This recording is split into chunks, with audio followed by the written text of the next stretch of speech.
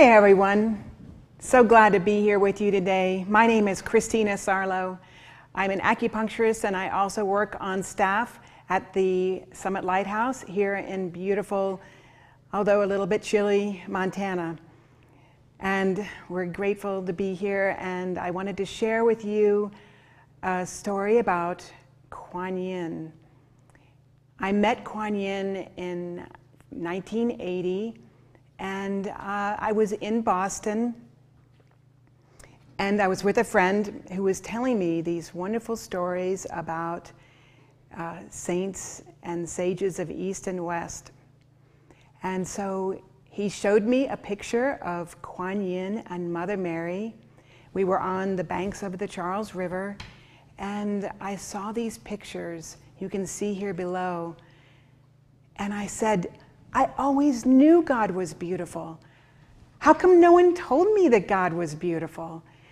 It was just so overwhelming. It struck my heart how beautiful God is, and I was never the same after that. I knew there was hope, and I was finding what I wanted to find, which was really, it's a marvelous moment in my life. So, who is Kuan Yin? Kuan Yin is the goddess of mercy. She's actually what we call a bodhisattva, what is known as a bodhisattva. And so, what's a bodhisattva? Well, let me tell you, according to legends, Kuan Yin was at the very gate of heaven, ready to enter into eternal bliss. When she was on the threshold, she heard the cries of a suffering humanity, and it so touched her that she turned away from this eternal bliss and decided to take the Bodhisattva vow. The Bodhisattva vow is the vow that I will remain with Earth in higher frequencies until all humanity is saved from suffering. So it's a very deep and important vow.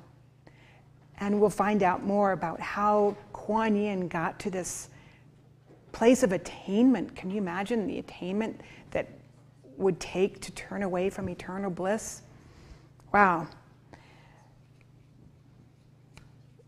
So from Kuan Yin, she has an etheric retreat over Beijing. From there, the Temple of Mercy, she ministers to all humanity, teaching about love and compassion. Yes, observing the sounds or cries of the human world. That's what Kuan Yin's name means. Kuan Yin. Observing the sounds or cries of the human world. It's so beautiful. So from this etheric retreat, she ministers to all of life. And what, you may ask, is an etheric retreat?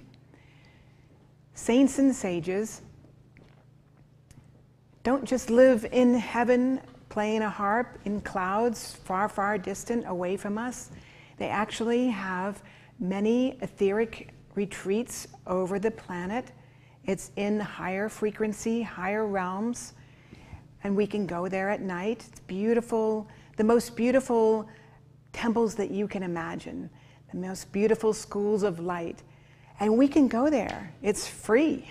It's wonderful. You don't have to apply. You actually have to ask to be taken to these retreats at night in our finer bodies. So you may decide to ask Kuan Yin to take you to her retreat over Beijing, and there's no time or space in these etheric retreats, so you can go there at night. So let me tell you a bit about the history of Kuan Yin. In Chinese Buddhism, Kuan Yin is seen as the feminine form of the Indian and Tibetan Avalokiteshvara, an emanation of the Dhyani Buddha Amitabha. And the legend recounts that Avalokiteshvara was born of a ray of white light that was emitted from Amitabha's right eye. Kuan Yin is also known as the bestower of children and the patroness of fishermen. So if you are trying to have children, call to Kuan Yin. She can help you. And if you're a fisherman and you're in trouble out on the sea, the raging sea, Kuan Yin is the person to call to. So Kuan Yin is like Mother Mary. We have Mother Mary in the West, and Kuan Yin is that patroness of our Asian brothers and sisters. But many people are learning about her now. So we're going to learn some mantras that can help us reach and appeal to the heart of beloved Kuan Yin. One of the most famous mantras of Kuan Yin is the Om Mani Padme Hum. Let's say that a couple times together.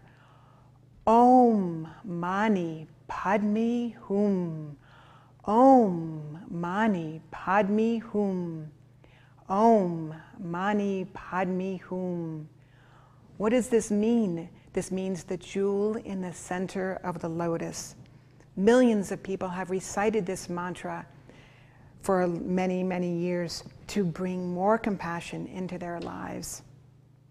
Let's listen to Elizabeth Clare Prophet, who's a spiritual teacher and leader and my spiritual teacher, and she's talking about Kuan Yin's life as Miao Shan, a Chinese princess who lived in the 7th century BC.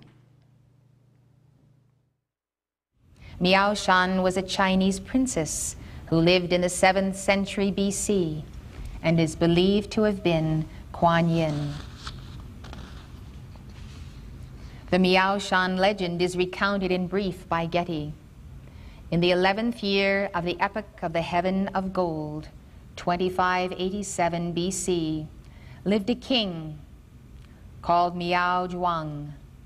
He had 3 daughters and no sons, and when they were old enough to marry, he found them suitable husbands, so that he might have an heir to the throne. But Miaoshan, the youngest, refused to marry, saying that she preferred to pass her life in seclusion in order to perfect herself by meditation and contemplation, and thus arrive at the state of the Buddha. She retired to the monastery of the White Sparrows in order to live in perfect seclusion. The king made every attempt to persuade her to return, and when every kindly offer failed, he resorted to cruelty, each trial being more horrible than the last. But she came out unscathed from them all. Then he ordered her to be decapitated. During the execution there sprung up suddenly a great windstorm. The heavens were obscured, and light breaking forth surrounded Miaoshan. Then the tutelary god of the place, having taken the form of a tiger, bounded out of the forest and carried her inanimate form into the mountains. She visited Yama in hell, and by her magic power liberated the damned souls. Upon her return, Buddha appeared to her on a cloud and counseled her to retire to the island of Putuo, some 3,000 miles away, and give herself up to meditation. He gave her a peach from the garden of heaven to preserve her for a year from hunger and thirst, and to assure her eternal life. A local god of the island took the form of a tiger and carried her there with the rapidity of the wind. Other versions of the legend say that she was carried over the water on a lotus. For 9 years she remained on the island, practicing meditation and performing acts of merit, after which she was raised to the rank of Buddha, and took her first acolyte, Huan Shan Sai, he who prays in order that he may have virtue and talent. Later she acquired another acolyte in the following manner. The 3rd son of a dragon king of the sea was wandering one day upon the waves in the form of a fish, when he found himself entangled in a fisherman's net and was offered for sale in the market. Miaoshan, whose eyes see all things, discovered the danger and sent Shan Sai in human form to buy the fish and set it at liberty.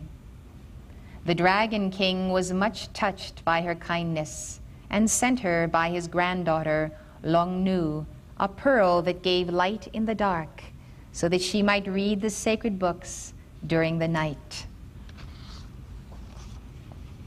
Long Nu was so entranced with Miaoshan that she conceived the idea of herself acquiring the state of a Buddha, and asked to be permitted to remain with her and become her acolyte, to which Miaoshan readily consented. Miaoshan converted her parents and became a savior of men, and was able to remove all obstacles to their attaining Amitabha's paradise. She herself refused to enter it as long as any human being was excluded. Isn't that a beautiful story? It shows the journey of a soul and her attainment and her sacrifice. I read somewhere where she was, I don't know if Mrs. Prophet mentioned this, but she was sent into hell, and after a while she turned it into a paradise out of acts of mercy. And it's just so beautiful. It shows you the intense power of mercy. We think maybe in our human self that it's a little bit of weakness, but it's absolutely the strongest power in the universe. So why do we need forgiveness and mercy? Let's talk about it. So As we walk on earth, we find things that are difficult. Life is a challenge. This is just the way life is. I'm sure you had a hard day. Maybe there were challenges in your day.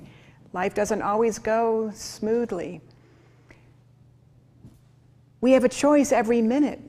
How are we going to qualify the energy that comes into our heart, that beats our heart? We can qualify that energy with forgiveness, or we can decide to not forgive and hold a grudge. But what happens when we hold a grudge or get angry or resentful or all those difficult feelings? What happens is that we are tied more strongly to the object of our disagreement or disharmony. This figure-8 flow of energy gets stronger and stronger and darker, and it's actually like a weight carrying us down, down, down. It's a burden. So who needs that? Really, honestly, that's not what we need. So we can use these mantras and prayers to Kuan Yin to help lighten that load. And when we do these prayers of mercy, we're actually invoking the violet flame. And the violet flame is the cosmic eraser. Forgiveness is a choice. Every moment we have that choice. So we can experiment with this.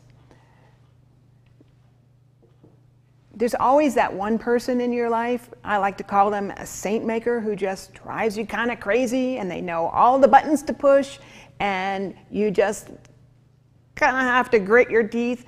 I remember as an acupuncturist, someone would call and I'd just go, oh no, oh dear Lord, help me. And God did help me. And we always want to love everyone and be kind and merciful and loving, but sometimes it's difficult because of our own stuff, right? So we all have our own quirks and weird things that we've just accumulated over the years. So why am I holding this beautiful amethyst? I like to have an amethyst around because as I do my mantras, the light actually is held in the crystal. So these are really handy tools, plus they're beautiful. So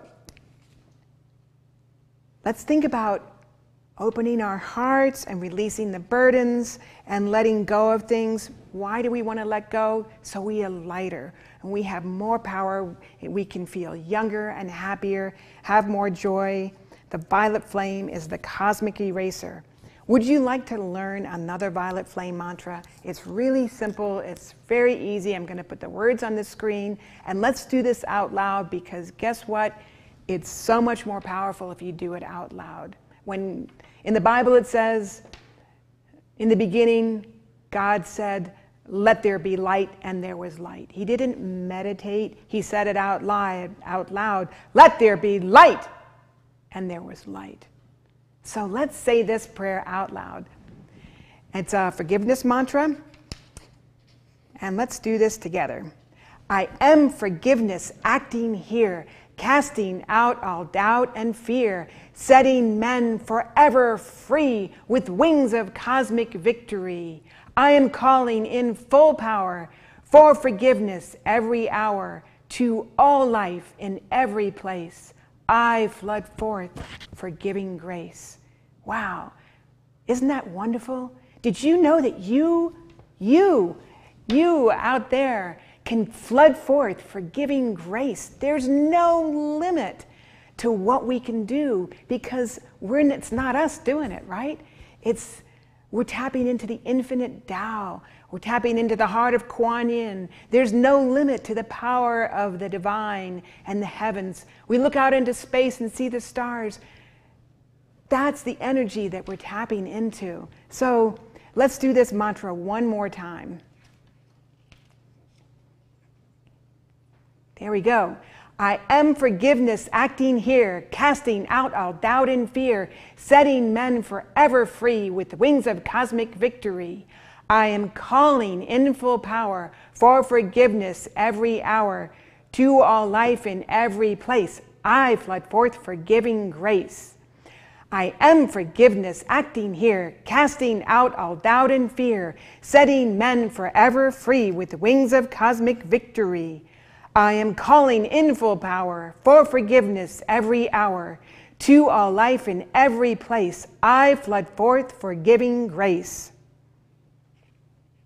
Thank you for doing that with me. I really appreciate your participation with this. So what's the point of prayer? And does prayer really work? Well, guess what? Our government did us, well, if you look on NIH and you Google prayers, does prayer work? You will find a study, Prayer and Healing, medical study on NIH. It's the National Institute of Health in Washington, D.C. So I think some people did research on prayer and healing, a medical and scientific perspective on randomized control trials. So they realized that religious practices have been associated with healing for millennia. People pray for good health and relief from illness. Prayer may result in health and healings through different mechanisms. So divine intervention can be a mechanism for healing through prayer. Now, if you've ever had an illness or had a loved one who's been in physical trouble and you've asked your friends to pray, and you can feel that prayer. It's amazing, it's tangible, and it's lifted up many, many people, and miracles have happened through prayer. So how does this relate to us in our personal life? When times get tough, we have recourse to the heart of Kuan Yin. We have prayers that we can say to all of heaven. I like to say, don't get depressed when you watch the news. Call to Kuan Yin for divine solutions. So I know that many of us watch the news and we just, it's difficult. It's really difficult. And it's easy to get depressed and feel helpless. And what I'd like to tell you today is we are not helpless. We are sons and daughters of God. And we have the power of the spoken word, the power of prayer, and Kuan Yin and many, many other saints and sages are ready and willing and just waiting for our call. So I'd like to play for you another story with Mrs. Prophet, Elizabeth Clare Prophet. She's going to tell you about Kuan Yin and mantras. I would like to share with you now some poetry and mantras that have been set forth by a scholar, student, and devotee of Kuan Yin. His name is John Blofeld, and he has written a paperback book called Bodhisattva of Compassion, the Mystical Tradition of Kuan Yin. It is well worth your reading in its entirety. We hear a poetry and a song that might have been dictated by an ascended master and sung by their chelas, out of the very school of Mahayana Buddhism. We hear a mantra to Kuan Yin that is so much like our own mantras. What we hear is an inner sound and a chanting and a music that comes out of the East from Buddhist devotees who hail this feminine deity. We hear the inner sound of the word, and we rejoice to realize that all devotees on the path of the Buddha and the Mother share a common light, a common science of invocation and acceleration. Even as they give these mantras, they cycle round her statue in clockwise formation, intensifying and accelerating the rhythm of the mantra. Kuan Yin, hail Buddha, in him a cause, in him an outcome. Buddha, Dharma, Sangha, outcome. Lasting joy, ego cleansed. Morning, think Kuan Yin. Evening, think Kuan Yin. Each call from mind, no call not mind-born.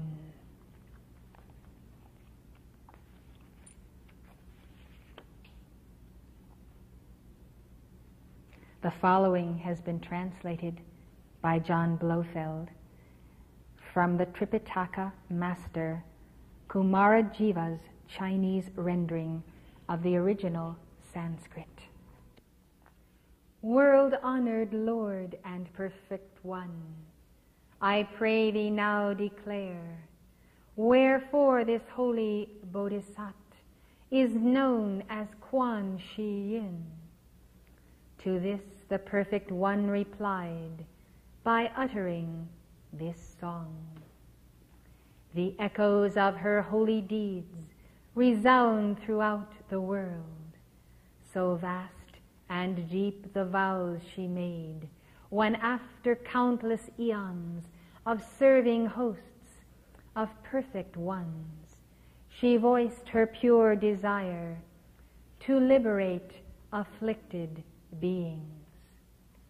Now hearken to what came of it, to hear her name or see her form, or fervently recite her name, delivers beings from every woe.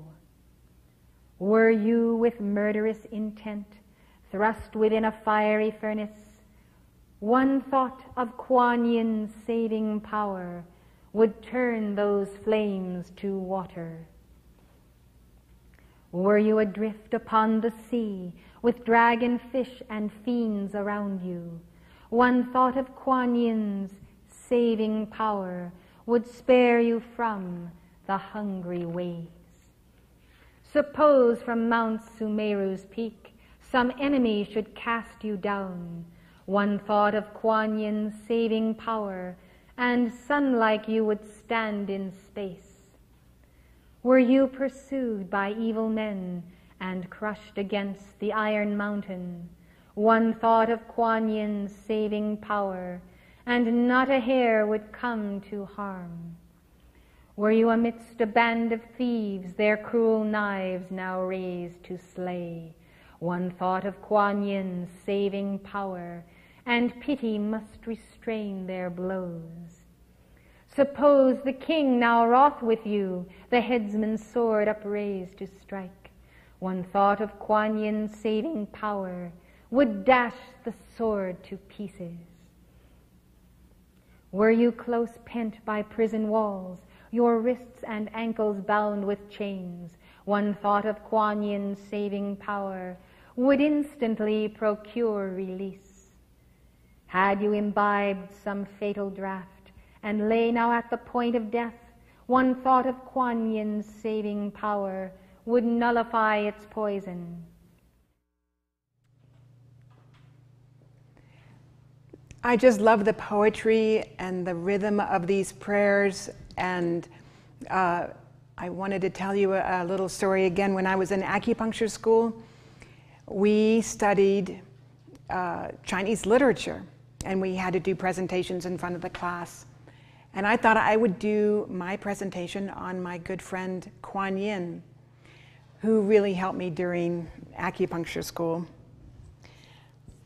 So I adopted some of the prayers that we just heard, the poetry from John Blofeld's book, for me and my fellow students, because we were all getting ready for our comprehensive exams, and we were all just tearing our hair out with anxiety and worry. And I thought, let's call to Kuan Yin. She knows all about meridians and acupuncture points and treatment plans and all the things that we were so assiduously studying. So my prayers went like this. Were you taking your exam and all your memory fell away? Not one acupuncture point recalled, empty mind, my enemy, but one call to Kuan Yin. And my mind was filled with light. All the meridians were clear, and by her grace, I passed my exam. And then a little bit later, we were treating people in the student clinic with our supervisors, and it was very nerve-wracking. We had a brand new patient and a supervisor, and we had to come up with a treatment plan. It was very scary to acupuncture students. So here's my prayer for that. Were you in the treatment room and patient is a mystery? What to do, what points to choose? How will I treat this soul today? How will I present my case to my supervisor? But one thought of Kuan Yin, and all is revealed. The path is clear, my heart is still. I feel her compassionate heart over mine, and my treatment plan is revealed. So you can see, we can pray to Kuan Yin for any situation. A child is sick, pray to Kuan Yin. We see a school shooting, pray to Kuan Yin. For mercy and forgiveness, the cosmic eraser can erase and solve every problem, bring everything up just a little bit higher, transmute that karma, release the burdens, let the burdens of non-forgiveness disappear. Divine mercy is truly the strongest force in the universe. So I have a story for you from John Blofeld's book, which is called Bodhisattva of Compassion. It's a story about a man who wanted to kill his stepmother. So when he was a small child, he was very close to his mother. And his mother taught him every day to do mantras to Kuan Yin. And every day he did his mantras to Kuan Yin, and he just developed a real heart tie to Kuan Yin. As his mother aged, she loved her husband very much, and as it was the custom in ancient China, as she became older, she procured a tai, a mistress for her husband, to keep him entertained. Well, the mistress was young and beautiful, but on the inside she was very wicked. And she dominated the household and created chaos and inharmony. And the father, not seeing all of this, of course, fell enamored with the tai's beauty and put aside the son's mother, who eventually grew very despondent and withered away and died. The son was very angry with his stepmother, and he just, wanted to rid the world of this wicked woman. One day he devised a plan, and he had this opportunity. He was going to murder his stepmother. So he got close in a remote area, and he got close to his stepmother with his weapon. And the stepmother, the wicked woman, looked him in the eye, and she uttered Kuan Yin's name and a mantra to Kuan Yin. Joku Chonan Pusa Lai, save from suffering, save from harm, Bodhisattva, come. Kuan Yin immediately paralyzed the young man with his weapon. He couldn't move. The wicked stepmother scampered away to safety, and as soon as she was away, the young man was able to move again. And Kuan Yin also removed the desire to kill his stepmother from his heart. So in her great mercy and forgiveness and wisdom, Kuan Yin released this young man from establishing a tie of karma with this wicked tai. And guess what? She was no longer as wicked in the future. She turned out to be much nicer. I think she learned a lesson from almost being murdered by her son, her stepson. So let's take a lesson from this and realize that the more we dislike someone very intensely, the more we tie ourselves to that person. And Kuan Yin, in her great wisdom and mercy, will release us from that one and free us from so many burdens. She can even help us with illness and suffering and many other things. Let me turn my page here. So It's so important. In Chinese medicine, the autumn is the perfect season for letting go and releasing burdens that don't serve us. So let's take this time to let go. I'm going to lead you in a little meditation. If you will come with me, you can close your eyes or follow the pictures that we prepared for you. And this is just a prayer to Kuan Yin and a story. Beloved Kuan Yin, assist us in this meditation on the great oneness. Now be suspended in a sea of light. See yourself alone in the all. See yourself suspended in a sea of such light as to almost equate with the experience you will one day have of nirvana. Know that from this sea of light you can reach out and touch each light bearer lost in the sea of samsara, of illusion, of maya, and in this manner reach out and touch us who have yet ties to a lesser vibration that pulls us down, further down into the seas of illusion. O great sound wave of Alpha and Omega, descend in this hour and pass through all souls of light and devotion upon this planet.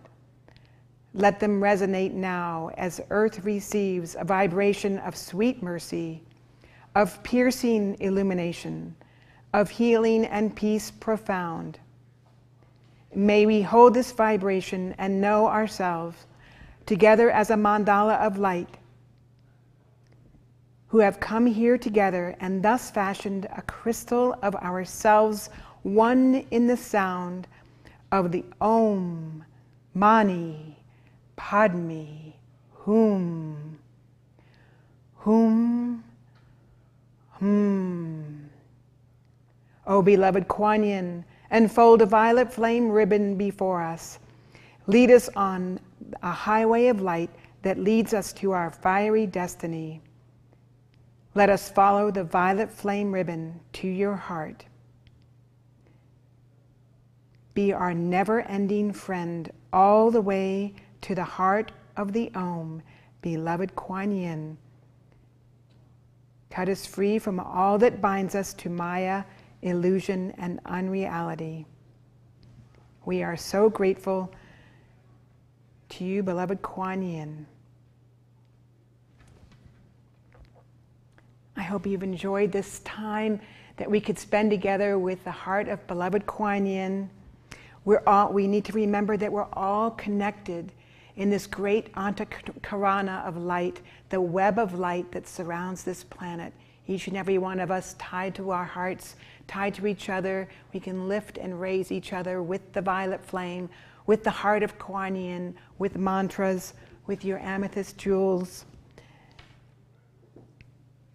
So I like to have reminders for myself, like this pendant, this beautiful pendant of Kuan Yin, so I can remember to call to the heart of Kuan Yin and use her mantras whenever I feel weighed down by the weight of the world and all that's going on these days. We'd like to invite you to look at our Summit Lighthouse page. We have something I wanted to bring to your attention. If you look on our Summit Lighthouse page, we've got special purpose mantras. If you'd like to know more about the mantras to Kuan Yin, we've got mantras to health, wealth, helping us in all the different situations that life presents us with. And we've got more mantras, 33 manifestations of Kuan Yin. We've played some of these stories from that. This beautiful CD and DVD, and you can learn lots more about Kuan Yin. This is just the beginning, and we love to hear from you. We've got beautiful statues and some jewelry for you, just to remind you of the mercy and forgiveness of Kuan Yin on our spiritual store. So you'll see right here some beautiful statues and bracelets And I just love to have these around. They're not only gorgeous decorations for the house, but they remind us about Kuan Yin. And we need these reminders, and they're also very uplifting. You will notice if you have a statue of Kuan Yin in your house, that the vibration is raised of your house. The frequency, you're introducing the frequency of violet light, of mercy and forgiveness into your home, and it's just so beautiful. I'm so grateful that you have shared your time with me today. Here's the special purpose mantras, really great mantras that we can play in the background while we're doing our dishes, or put them in your car while you're in traffic, and you can see how the traffic is better and people around you are nicer. I know I used to live in the DC area, and traffic there is just crazy, but we would do experiments in acupuncture school where someone would be tailgating us, and you just send love to that person. And suddenly you notice that they're just backing off very gently. It's a wonderful experiment. So I invite you to experiment with all of this. Look around our website. We have tons of information. It's all free. We just want to share our love with you and with the whole world. And we would love to see the whole planet covered in violet flame, and each difficult situation with Kuan Yin's beautiful heart of mercy over every difficult situation. Please put your comments below and let us know how we can help you and what you'd like to hear more about. Thank you so much. From my heart to yours. May Kuan Yin be with you always. Namaste.